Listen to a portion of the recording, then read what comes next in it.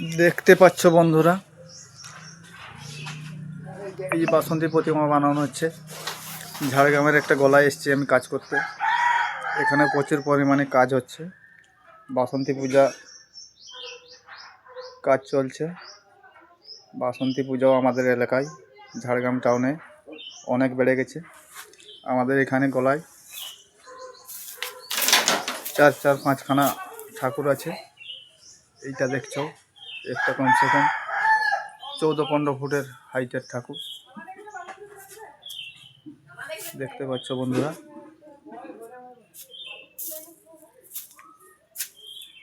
প্রায় কাপড় পরানো হয়ে গেছে।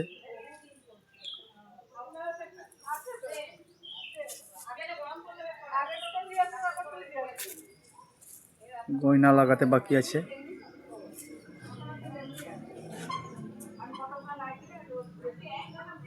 এইদিকে আছে বাকি সব ঠাকুরগুলো।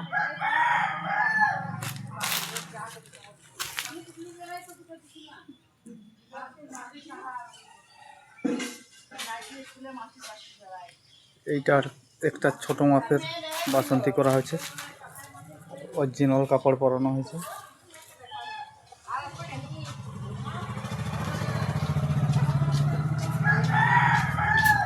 এইটার একখানা দেখতে পাচ্ছ।